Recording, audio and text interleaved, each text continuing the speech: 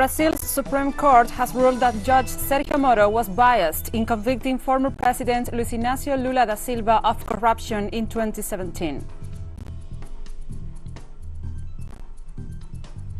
The United Nations Human Rights Council has adopted by a majority vote the resolution of the negative impact of the unilateral coercive measures on the enjoyment of human rights. President of the Republic of the Congo, Denis Sassou Nguesso, was re-elected on Sunday with 88.57% of the vote, according to the provisional results released this Tuesday.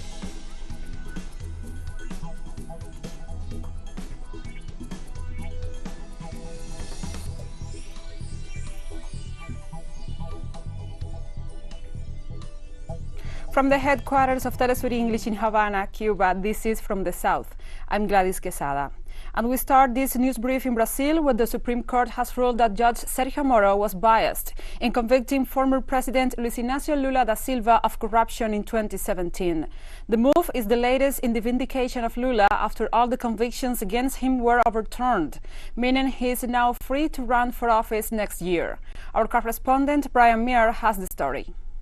Landmark ruling, the Brazilian Supreme Court has just judged that former Lava Jato judge Sergio Moro, who put ex-President Lula in prison in 2018 in a ruling that has subsequently been overturned for lack of jurisdiction and illegal forum shopping by the Brazilian Supreme Court, is now the suspect in a felony criminal investigation into the issue of partiality or bias from a judge. It was a bit of a roller coaster ride today as Judge Nunes Marques, who was a recent Bolsonaro appointee, judged against opening the investigation into Sergio Moro, but in a last-minute move, Justice Carmen Lucia reversed her vote, enabling the investigation to move forwards against Sergio Moro. In her ruling, Justice Lucia cited 4 reasons for why the former Judge Moro should be considered a suspect in violating Brazilian principles of partiality. She ruled that in March 2016, then Judge Moro created a media spectacle over a simple event of the former president coming into a courtroom to testify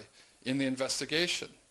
Secondly, she ruled that Moro had illegally wiretapped Lula's defense lawyer's office, his family members, and the former president himself. Third, she ruled that he had selectively edited some of these wiretapped conversations and leaked them to the media in an attempt to damage the image of the former president. And finally, she said that he violated principles of partiality when he illegally leaked sealed plea bargain testimony by former economics minister Antonio Palocci 1 week before the presidential elections with the apparent intent of damaging the candidacy of Workers' Party candidate Fernando Haddad. The month of March started with former President Lula, already convicted of crimes related to the Lava Jato investigation, and Sergio Moro being cited as a possible presidential candidate for next year. The month of March is ending with Lula completely innocent, with all of his charges thrown out, able to run for office next year, and Moro on the verge of becoming defendant in felony criminal case.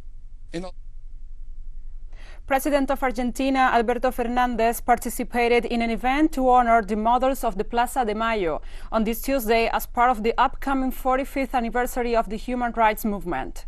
The Argentine head of state led the ceremony from the Bicentennial Museum of the Presidential Palace, where he paid tribute to the mothers of Plaza de Mayo, who gathered virtually from different parts of the country.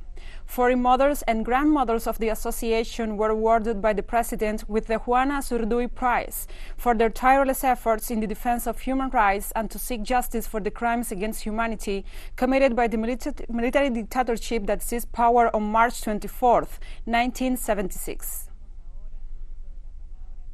Sometimes I wonder whether we will have to keep teaching our youth, because many of them do not understand. Thank God, we have been fighting for 45 years after that terrible coup, and there have been many years of democracy after that. Young people do not understand how scary and depraved the violence has been. The walking stick because we never knelt and we will never kneel before anyone. Times in that nation that they dreamed of, that justice that the 30,000 disappeared dreamed of, will be a reality.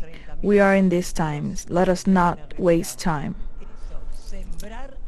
That is what it is. It is a sowing memory because in sowing memory there are our children, the 30,000. That memory that will never disappear because, well, we are few mothers, few grandmothers, but there are the young people, the wonderful youth that we have. In Bolivia, a massive mobilization of farmers, rural residents and other social movements demanded justice for the victims of the 2019 coup and the de facto regime presided by Janine Áñez for almost a year. Our correspondent Freddy Morales brings us the details. Thousands of people marched in Bolivia following a call to mobilize by leaders of social movements to demand justice following the November 2019 coup and the violence of almost a year of the de facto rule. At this moment, the OAS continues with its shady dealings in the case of the coup in Bolivia. This is what we Bolivians do not want. We demand justice for the events that occurred under the 2019 administrations. Our brothers from Sencata, also from Sacaba, have been massacred. We are asking for justice, that true justice be done. There have been warnings about the threats of far-right sectors to relaunch the political destabilization that preceded the November 2019 coup. Once again, they are trying to stage a coup. We are against the coup that Fernando Camacho wants to undertake, and the Bolivian people are on alert and in a state of emergency. We will not allow any more abuses. After the march through the city center, an assembly was held in the San Francisco area. I am from Sencata. My brothers and I have been tortured. I was in prison for 3 weeks without seeing my family. I had no food, I had nothing. I had pleaded with them to give me some food. They didn't even want to give us water. That's what it was like in the cells. And decisions were also taken in the face of threats from far-right sectors. In the face of the coup attempt, we must declare ourselves in an emergency. In order to defend the democracy that we have achieved in the elections, we have to defend the administration of our president, Luis Arce Catacora. We declare state of emergency and permanent resistance to the transnational right, junkie imperialism and right-wing operators who are retreating in Santa Cruz. Second, the grassroots organizational and civil society structures of the 9 departments are instructed to immediately call for expanded councils, forums, meetings, assemblies to raise awareness, evaluate and strengthen the organizations. A lawsuit against the alleged key actors in the November 2019 coup led to the pre-trial detention of former de facto president Janine Áñez, 2 of her former ministers and 3 former military chiefs, while 8 other civilians and police have arrest warrants issued against them. Freddy Morales, TeleSUR, Bolivia. We'll take a short break now. Join us again after this.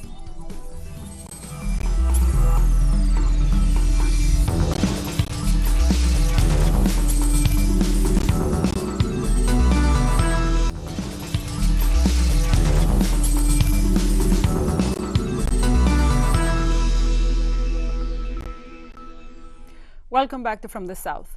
The United Nations Human Rights Council has adopted by a majority vote the resolution on the negative impact of unilateral coercive measures on the enjoyment of human rights.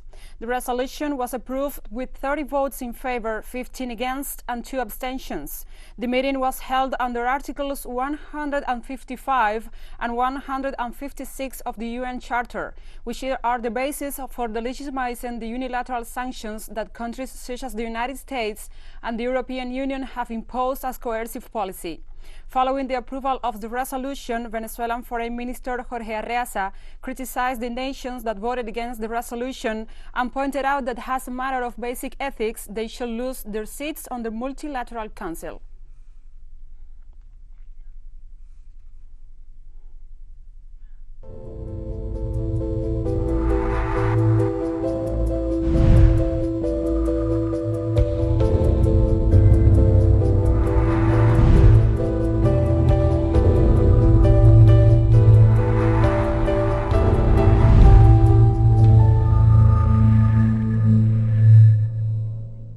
And Brazil's daily COVID-19 death toll soared past 3,000 for the first time on Tuesday, as the country struggles to contain a surge of cases that has pushed hospitals to breaking point. The health ministry registered a record 3,251 fatalities in 24 hours, bringing Brazil's overall death toll to nearly 299,000, record only to the United States. The latest bleak milestone came on the same day that President Jair Bolsonaro installed his fourth health minister of the pandemic, facing pressure to change tack after downplaying the virus. Bolsonaro's first two health ministers, Drs. Luis Enrique Mandetta and Nelson Teich, both fell from out of the president over his defiance of expert advice of containing the virus. E ninguém pôde até hoje conter aquilo porque quem sustenta é Deus. E a esperança dela se cumpriu. The Venezuelan vice president, who congratulated the rejection of the Brazilian Supreme Court of Jair Bolsonaro's request to lift the regional confinements, also insisted on the epidemiological threat represented by the South American giant. Also, today we have positive news. We recall that a few days the president of Brazil, Jair Bolsonaro, directly responsible for this crime against humanity, genocide against the people of Brazil, threatening and attacking the people of our region, and the variant of Brazil, is in 11 countries of our hemisphere. Well, he asked that the Supreme Court of Brazil annul all decisions and policies against the COVID-19 issued by the governors. Today, the Supreme Court rejected Bolsonaro's solution to annul the confinement in Brazil. And the president of Uruguay, Luis Lacalle Pou, announced on Tuesday the closure of public offices and the total suspension of face-to-face classes, among other measures aimed at reducing mobility to stop the sharp escalation of COVID-19 contagions.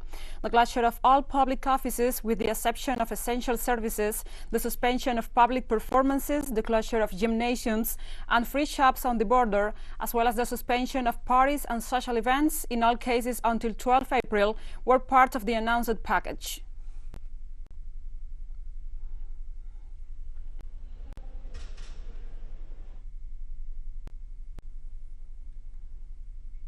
Dutch Prime Minister Mark Rutte said Tuesday that the coronavirus infections in the country are rising too fast to allow a relaxation of the tough lockdown, and instead it will be extended for a further 3 weeks.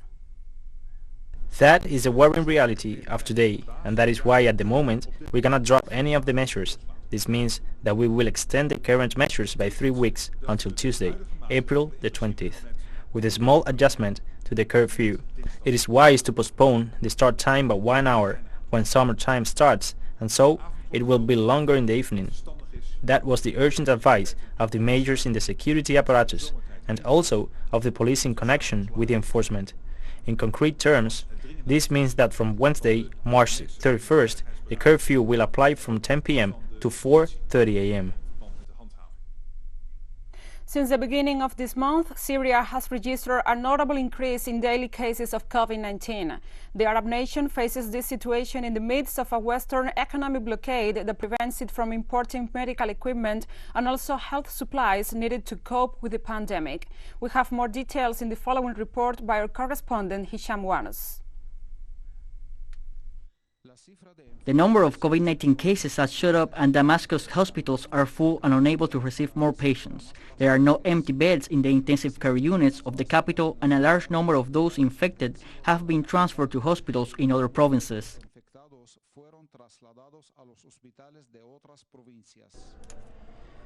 This is the biggest outbreak, and the situation is extremely dangerous in medical facilities, and this is largely due to the lack of implementation of preventive measures, especially because people hardly use face masks and do not respect social distancing. Faced with this situation, the health authorities urge full compliance with preventive measures. Meanwhile, civil society supports the official action against the pandemic, with initiatives that offer patients medical oxygen cylinders, respiratory equipment, and free medical advice by medical volunteers in their own homes. We offer medical assistance in homes through volunteer doctors, with a total of 120 doctors in our association. Likewise, we have 250 medical oxygen cylinders and respiratory equipment, and thus Syrian civil society revives hope with the few resources it has. The difficult economic situation in the country as a result of the war and blockade makes it very hard to impose a partial or total lockdown to limit the spread of the virus and hinders access to prevented materials. Meanwhile, Syrians hope that official moves will succeed in securing COVID-19 vaccines.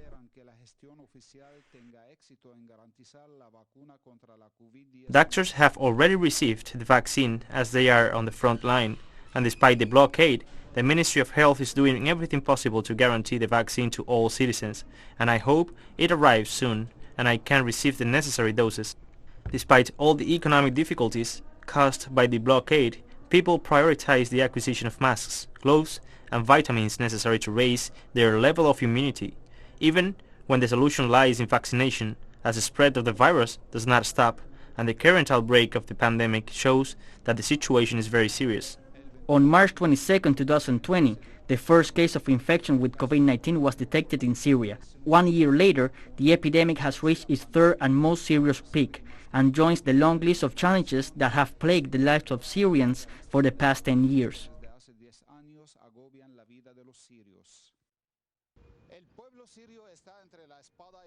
The Syrian people are caught between a rock and a hard place. On the one hand, the novel coronavirus, and on the other, the Western blockade and terrorist war, a situation in which Damascus demands an immediate lifting of European and US sanctions which obstruct its actions against the pandemic and endanger the lives of Syrians.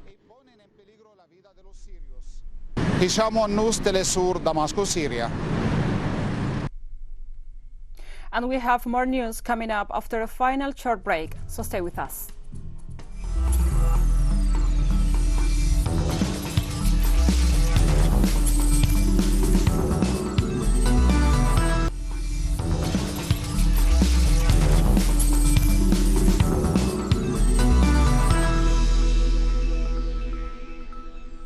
Welcome back to From the South.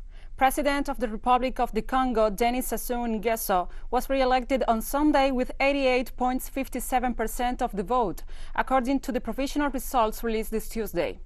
President Nguesso, aged 77, has been in power for an accumulated 36 years, first taking the helm of the Central African state in 1979. This landslide first-round victory, announced by the Interior Minister citing figures from the Electoral Commission, had been widely expected. Sunday's ballot was boycotted by some sectors of the opposition and overshadowed by the death from COVID-19 of the president's main rival for the post, Guy Brice Parfait Colelas, on Monday, who had secured 7.84% of the vote.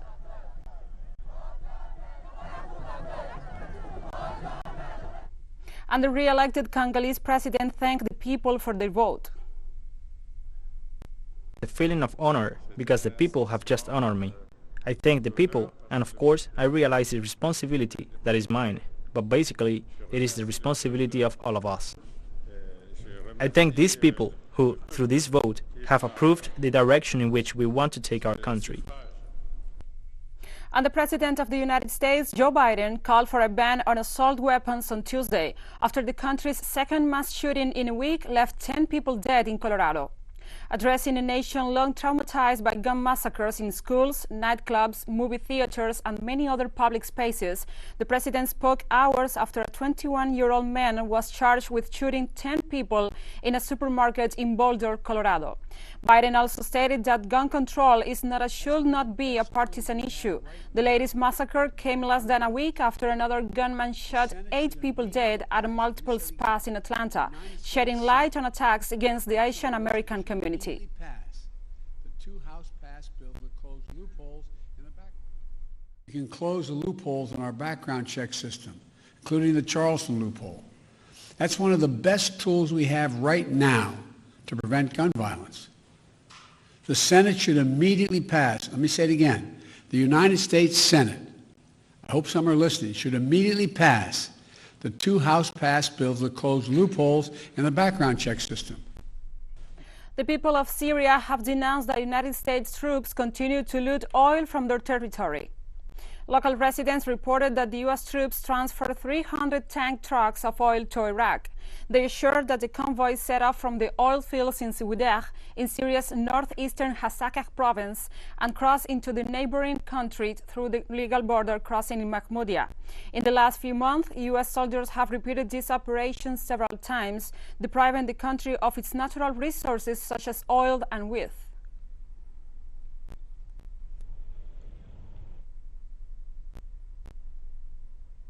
Prime Minister Benjamin Netanyahu's party was on track to win the most seats in Israel elections Tuesday, the fourth in less than 2 years, but he was not guaranteed to secure a majority.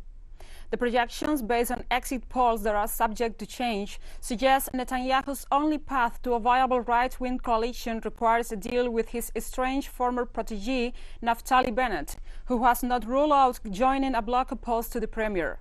Currently, polls are at 20% of votes counting.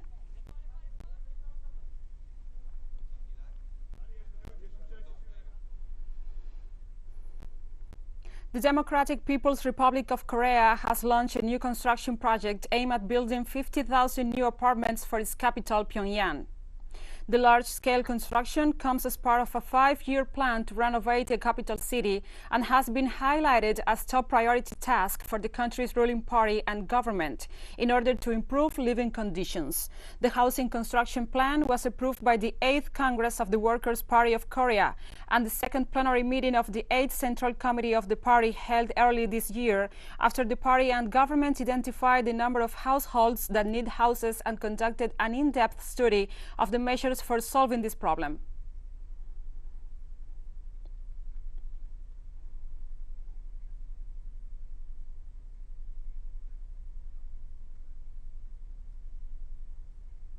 And curious onlookers have flocked to an erupting volcano in Iceland to watch the spewing red lava up close. The eruption of the fissure near Mount Fagradalsfjall, which began late Friday, is the first in the same volcanic system in about 900 years. The volcano is located about 40 kilometers from the Icelandic capital and can be reached after a 9-minute hike from the nearest road.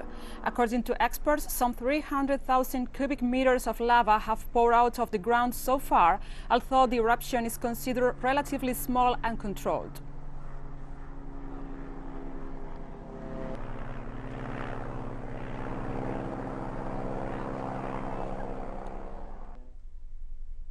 And we have come to the end of this news brief. But remember, you can find this and many other stories on our website at telesurenglish.net. And also, if you feel so inclined, please join us on social media, Facebook, Twitter, Instagram, and Telegram. For TeleSUR English, I'm Gladys Quesada. Thank you for watching.